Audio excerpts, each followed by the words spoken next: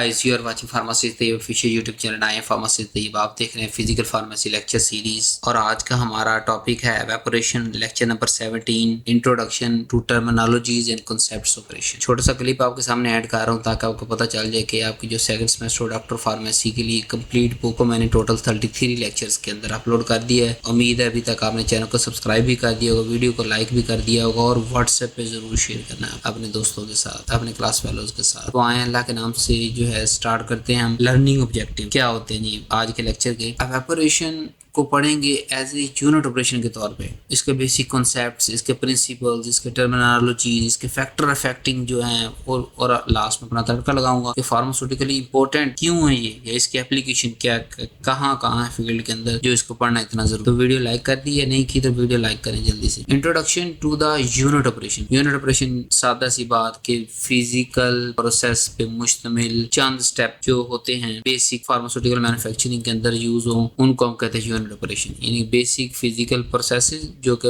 Pharmaceutical manufacturing के अंदर इस्तेमाल हो रहे हो, उनको कहते हैं यूनिट ऑपरेशन। कोई केमिकल चेंज नहीं हो रहा होता और मटेरियल से ज्यादातर फिजिकल ट्रांसफॉर्मेशन में जा, ठीक है, यानी एक शक्ल से दूसरी शक्ल में कन्वर्ट हो रहा है, फिजिकली चेंज हो। पहले लेट्स सपोज वो लिक्विड के अंदर लिक्विड के तौर पे मौजूद था, उसको हमने सॉलिड बना लिया, ठीक है, तो फिजिकली चेंज आया ना, उसकी स्टेट ही चेंज हो, स्टेट ऑफ मैटर चेंज हो। इसमें हमारे पास मिसाल filtration, drying, crystallization and evaporation जो आज का टॉपिक है। एवेपोरेशन सबसे ज्यादा किस लिए इस्तेमाल होती है? किसी भी सोल्यूशन को कंसंट्रेट करने के लिए या एक्सेस सॉल्वेंट को रिमूव करने के लिए। तो इंपॉर्टेंट जरूरी क्यों है फार्मेसी के अंदर? सम टाइम ऐसा होता है कि हम ड्रग सोल्यूशन बनाते हैं बट हमें कंसंट्रेटेड चाहिए। जैसे हम सिरप बना रहे हैं, हम कोई एक्सट्रैक्ट बना रहे हैं, तो वहां हम लेट्स सपोज हमने एक्सट्रैक्ट के अंदर क्या होता है, एक छोटी सी मिसाल देता हूँ, हमने 100 ml के अंदर जड़ी बूटी को भिगो के रखा, लेकिन जब हमें उसे किसी को प्रिस्क्राइब करना है, देना है उसको मेडिसिन, उसके में तो नहीं, हम उसको थोड़ा कंसंट्रेशन करेंगे। उसको कंसंट्रेट करने के लिए क्या करेगा, एक्सेस सॉल्वेंट हमें उड़ाना पड़ेगा, ठीक है। इन जड़ी बूटी का सारा अर्क तो पानी के अंदर आ गया बट वो डिल्यूट फॉर्म में है, तो हमें उसे हीट देंगे, एवेपोरेशन करवाएंगे ताकि एक्सेस सॉल्वेंट उड़ जाए और कंसंट्रेटेड फॉर्म में रहे और हम उन्हें कहीं भी एक चम्मच सुबह शाम ले लें। सो बहुत जगह हमारी मजबूरी होती है ड्रग को कंसंट्रेट। सिरप बनाने के अंदर भी हमें जो है शुगर सिरप पहले बनेगा तो फिर उसके अंदर सारे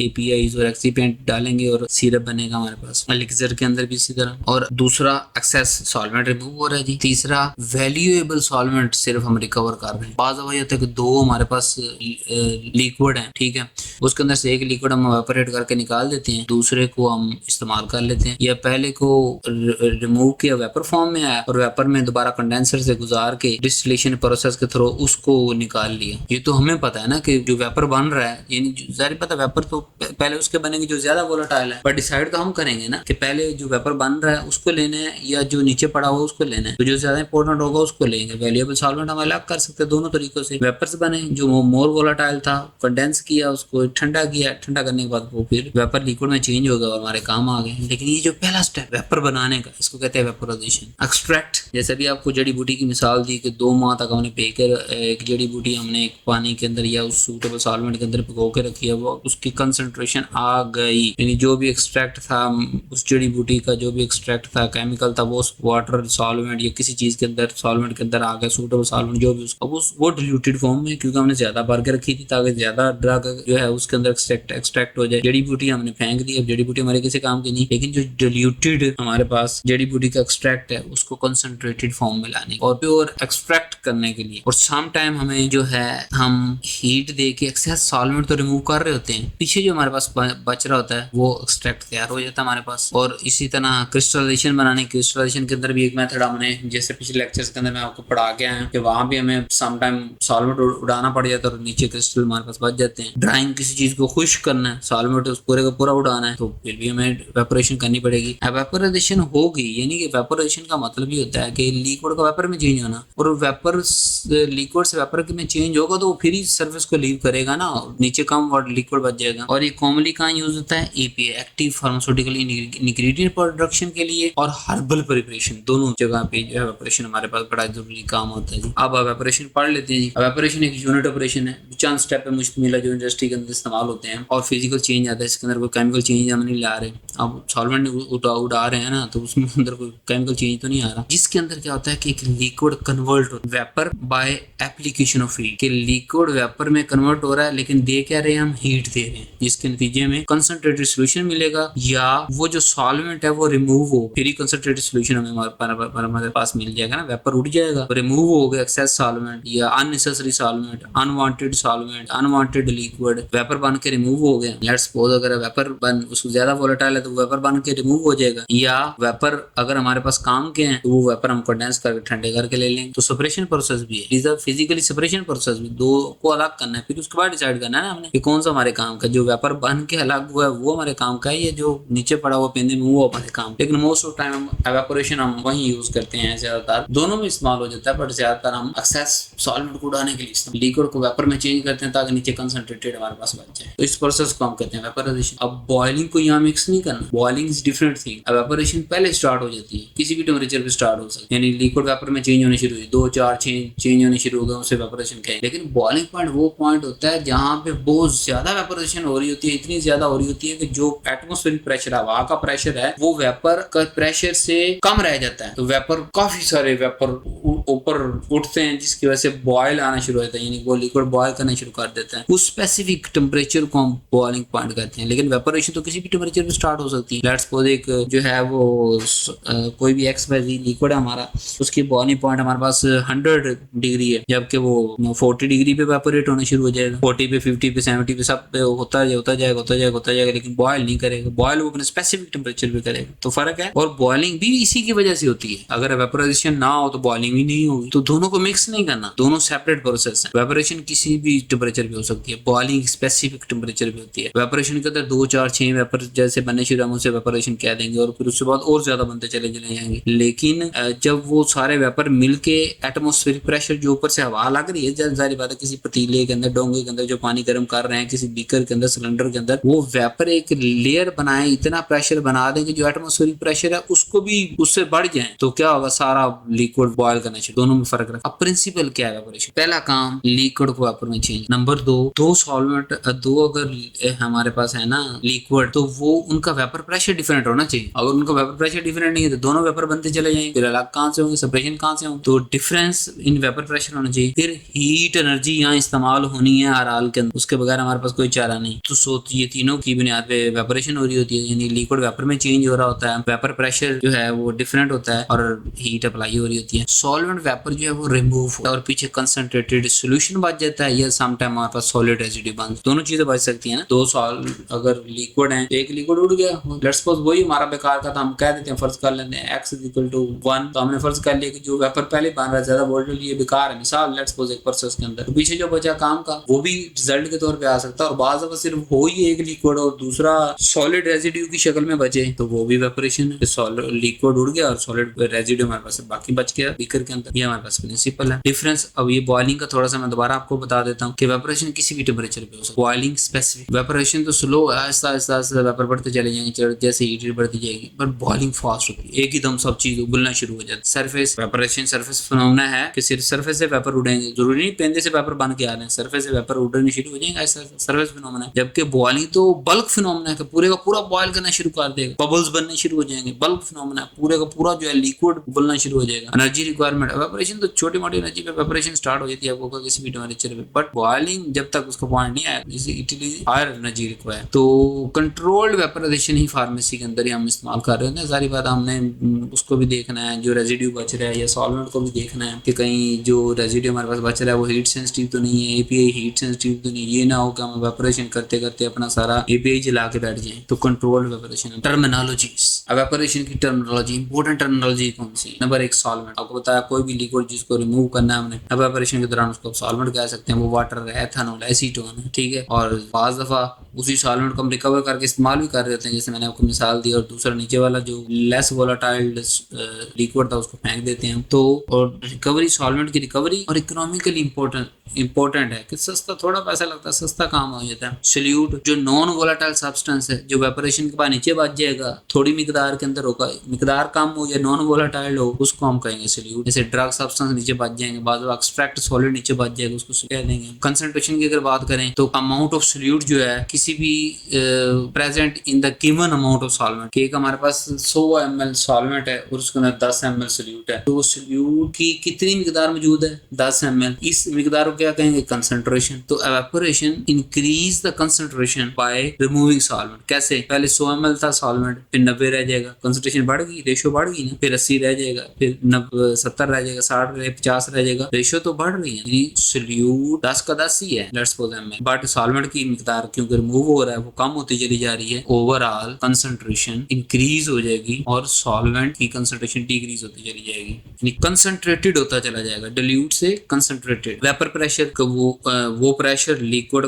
जो लिक्विड वेपर में चेंज हुए, उन्होंने जो एटमॉस्फेयर वाला टेम्परेचर है, सरफेस पे जो प्रेशर लगाया उसको हम कहेंगे वेपर प्रेशर। वो किसी भी टेम्परेचर में मेजर कर सकते हैं, जहाँ पे वो वेपर बनने शुरू हो जाए वहां पे यूज कर लें, 5-10 डिग्री ऊपर कर लें, आपकी मर्जी है। जितना ज्यादा वेपर प्रेशर होगा उतनी ज्यादा वेपोरेशन होगी, सारी बात है। जितने ज्यादा जल्दी से वेपर बनेंगे उतना ज्यादा वेपर प्रेशर होगा और उतना ज्यादा वेपोरेशन होगी। लेटेंट हीट ऑफ वेपोरेशन क्या? लेटेंट मतलब छुपी हुई, कि हमने ऐसी अमाउंट ऑफ हीट देनी है जो लिक्विड को वेपर में तो चेंज करे बट उसका टेम्परेचर ना चेंज हो। लेट्स सपोज वाटर है हमारे पास 100 डिग्री पे बॉयल कर रहा है, अब हम उसको 100 डिग्री से ऊपर नहीं लेके जा रहे हैं, 101, 1010, 1080, 1090 टेम्परेचर हम नहीं बढ़ने दे रहे, लेकिन आहिस्ता से स्लो से एनर्जी उसको दी हुई है हमने। अब वो जो एनर्जी है जो कि टेम्परेचर चेंज होने से तो नहीं आ रही, टेम्परेचर तो नहीं बढ़ रहा ना कम हो रहा, 100 पे ही खड़ा हुआ, हमने फिक्स कर दिया उसको। जो थोड़ी सी एनर्जी आ रही है जो लिक्विड को वेपर में चेंज कर रही है, इसको कहते हैं लेटेंट हीट ऑफ वेपोराइजेशन, कि वो छुपी हुई एनर्जी जो कि टेम्परेचर में चेंज में शो नहीं हो रही बट लिक्विड को वेपर में चेंज कर रही है, इसको कहते हैं लेटेंट हीट ऑफ वेपोराइजेशन, जिसकी वजह determine the heat energy requirement of vaporisation. Vaporisation के लिए बड़ी जरूरी है, हमें पता होना चाहिए कि कितनी होती है इस खास सॉल्वेंट के लिए। और सम टाइम कुछ डेफिनेशन इस तरह से भी कर देते हैं जी के latent heat of vaporization is the amount of heat energy needed to be change 1 kg of liquid into vapour without changing the temperature. के भी टेम्परेचर चेंज ना किया, 1 kg सॉल्वेंट पूरा उड़ा दिया, उस 1 kg सॉल्वेंट उड़ाने में कितनी एनर्जी खर्च हुई टेम्परेचर चेंज होने ना से। मैंने आपको समझा चुका हूँ कि लेट्स सपोज जो भी बॉइलिंग पॉइंट है सॉल्वेंट का, उससे हम हीट टेम्परेचर नहीं बढ़ने दे रहे, 100 है तो 100 ही रहने दिया हमने, बट थोड़ी थोड़ी मुसलसल हीट देते रहेंगे और वही हीट वेपर में कन्वर्ट होती है, लिक्विड वेपर में कन्वर्ट होता रहेगा और वो वेपर बन बन के उड़ता रहेगा। अब लेट्स सपोज अगर 1 kg सॉल्वेंट उड़ गया तो कितनी टोटल एनर्जी हमारे पास यहाँ आई, उसे कहते हैं latent heat of vaporisation. Boiling point specific fix temperature है, उस पे सारा बल्क फिनोमेना है और जो वेपर प्रेशर होगा उस वक्त वो एटमॉस्फेरिक प्रेशर से ज्यादा हो जाएगा और बॉयल करना शुरू कर देगा पूरा।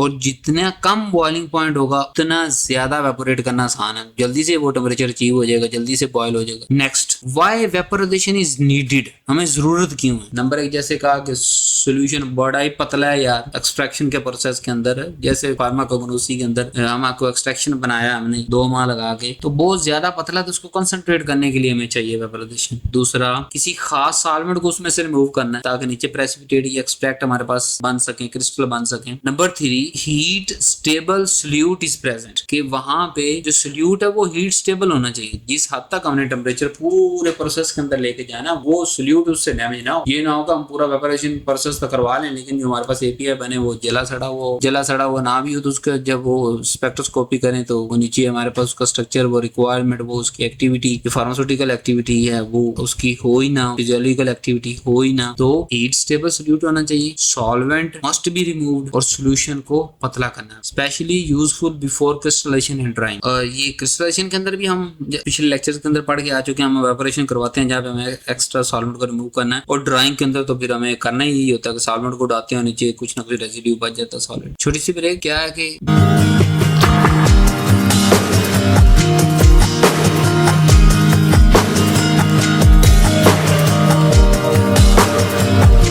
जैसे आपको पता है पहले सेमेस्टर से 10वें सेमेस्टर तक सारी बुक्स अवेलेबल हैं। वेबसाइट को नाम याद करने की जरूरत नहीं है, चैनल का नाम फार्मेसी तैयब ऑफिशियल, तो आगे .com लगा दें, www.pharmacytayyibofficial.com। आप लिखें, वेबसाइट आपके सामने खुल जाएगी, उसको विजिट करें, क्या क्या बुक अवेलेबल है, कौन कौन से कोर्सेज अवेलेबल हैं, आप उसको कर सकते हैं। नंबर 2, ये नंबर ये आपके सारी जिंदगी काम आएगा, हर जगह पे काम आएगा। ये मेरा पर्सनल नंबर है बुक परचेज करने के लिए भी, और बाकी ये मेथड मैंने लिखा हुआ है कि बुक हम आपको जो है वो फिजिकली डिलीवर नहीं करते, ऑनलाइन एक्सेस उसको देते हैं आपको जब तक आपको चाहिए होती है। सकती है। तो आए अपने टॉपिक की तरफ वापस चलते हैं कि वेपोराइजेशन क्या अंडर प्रेशर रिड्यूस प्रेशर पे भी हो सकती है। जी हाँ, उसे हम कहते हैं वैक्यूम वेपोराइजेशन की ऐसी वेपोराइजेशन जो कि रिड्यूस प्रेशर पे हो रही हो उसे कहते हैं वैक्यूम वेपोराइजेशन। इसका एडवांटेज क्या है कि बॉइलिंग पॉइंट लोअर हो जाए। जैसे ही वेपर प्रेशर कम हुआ, यानी पहले तो हम एटमॉस्फेरिक प्रेशर पे डील कर रहे थे ना, जो आम हवा का एटमॉस्फेरिक प्रेशर है उस पे डील कर रहे थे, लेकिन जैसे हमने वैक्यूम पंप लगा के वहां पे वैक्यूम व एटमॉस्फेरिक प्रेशर कम किया तो क्या हुआ, वो जो लिक्विड है जल्दी बॉयल हो जाएगा। तो जल्दी बॉयल होने का क्या मतलब, बॉइलिंग पॉइंट कम हो गया ना, ठीक है। सो नंबर एक बॉइलिंग पॉइंट कम होगा। नंबर दो, अगर बॉइलिंग पॉइंट पे लेट्स जो भी ओरिजिनल उसका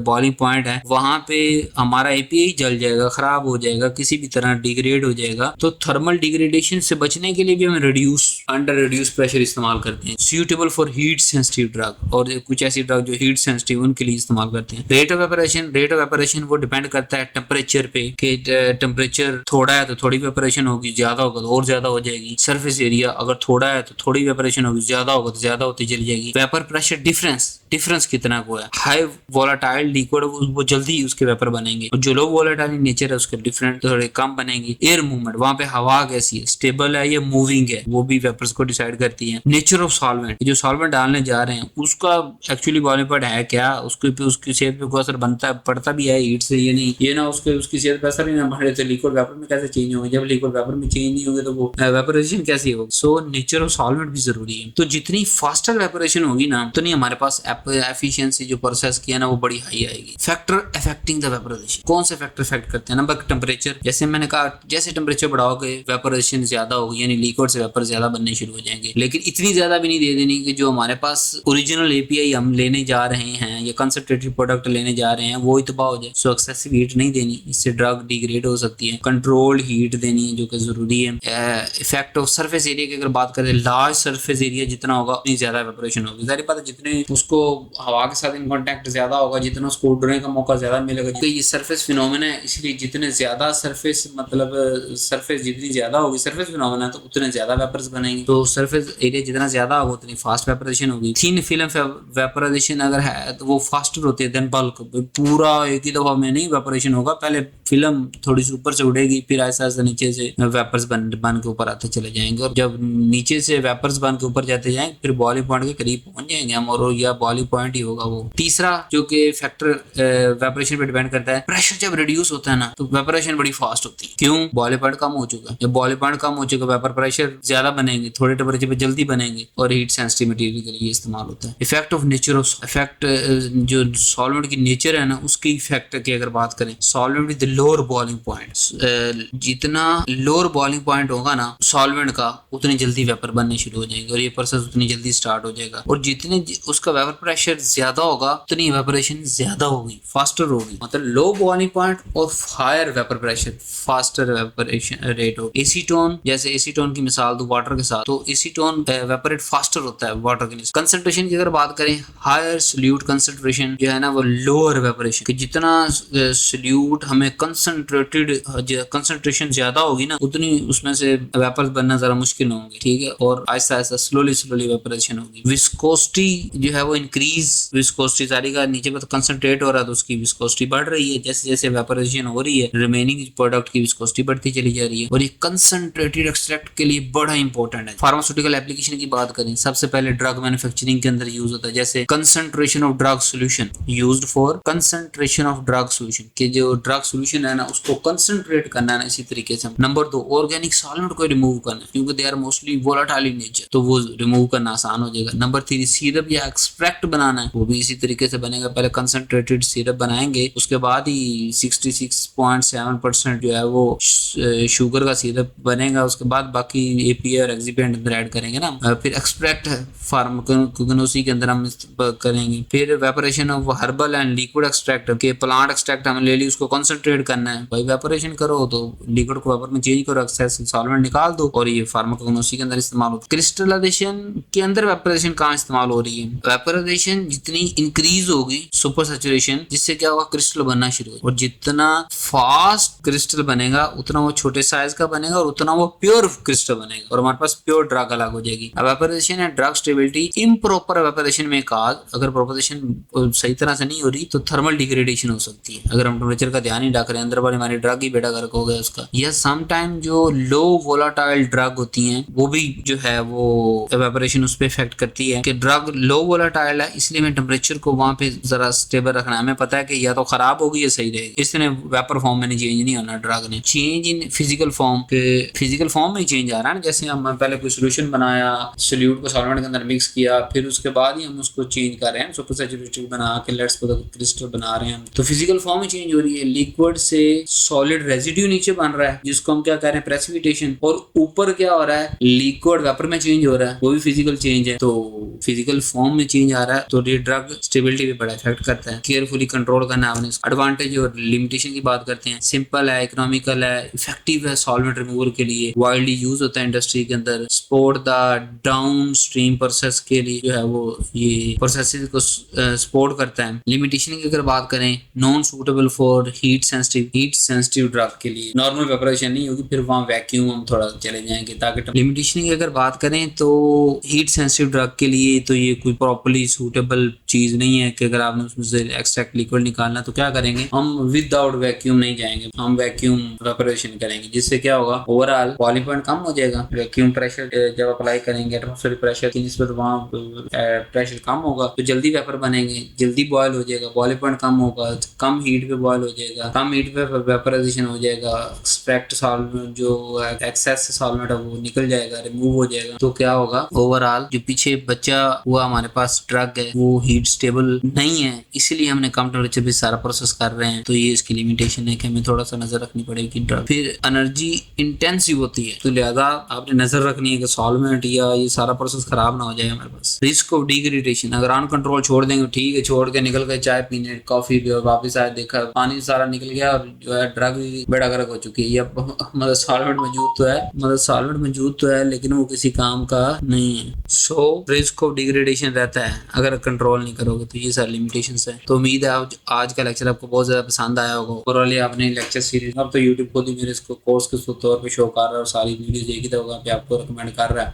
तो आप इसको पूरे सिलेबस को आप करके जाओ, हर कोई टॉपिक जो है वो गैर अहम नहीं है, ये आगे वाले सेमेस्टर्स के अंदर आपको जाकर पता चलेगा। सो वीडियो को लाइक कर दें, चैनल को सब्सक्राइब करें, अगर अभी तक आपने सब्सक्राइब नहीं किया बेल का आइकन दबा दें और अपने व्हाट्सएप पे कम्युनिटी के साथ जरूर शेयर करना है, अपने जूनियर के साथ शेयर कर दें, अपने जो है वो आप कोई जो लोग तैयारी कर रहे हैं, प्रिपरेशन कर रहे हैं 5 साल टेस्ट के लिए मुख्तलिफ जगह पे, तो यही बेसिक कॉन्सेप्ट अगर आपको रिपीट होते रहेंगे तो आप ऑटोमेटिकली जब चाहे 2 साल के बाद आए टेस्ट, 3 साल के बाद आए, आप ज़हनी तौर पे तैयार हैं। इन टच में रहना है, ये नहीं कहा मैंने दूसरा सेमेस्टर जो है पढ़ लिया, मुझे ये क्या जरूरत है, या मेरे 5 साल पूरे हो गए, मुझे इनकी क्या नहीं जरूरत पड़ेगी। आप सो इन टच में रहना। So thank you very much, love you so much. अगली वीडियो के अंदर, नीचे वाली वीडियो के अंदर मुलाकात होती है। अल्लाह हाफ़िज़।